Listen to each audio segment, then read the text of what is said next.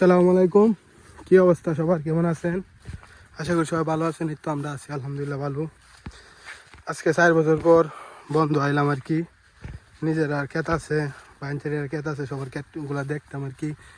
তো আসা হয় না প্রায় 4 বছর ধরা। তো আজকে আইলাম আর কি বহুদিন পরে। তাই ক্ষেতের এগুলা ভিডিও তুলে ধরলাম আর কি আপনাদের মাঝে। এই যে মরলা এক নামে সবাই চিনে, আগে অনেক যাইতাম এনে মাছ মারতাম। আর যাওয়া হয় না, যাবো একদিন ইনশাল্লাহ। সবাই দোয়া করবেন। আর ক্ষেতগুলা দেন লাল হয়েছে, সার দেওয়ার দরকার, তেমনভাবে যত্ন নেওয়া হয় না। এটা একটু মোটামুটি কালো আছে, এটা করে বেশি লাল। আর সার না দিলেই একটা ঝামেলা হইব আর কি। আর সামনে এই যে বাড়িঘর দেওয়া যাইতেছে, এই যে এটা পানির কল। না আইলে তখন আর কি পানি দিতে হয় ক্ষেতের মধ্যে আর কি।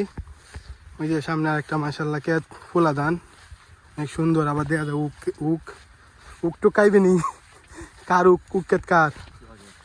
শখ ভাই উক করছে না? হ্যাঁ, ও এই কথা।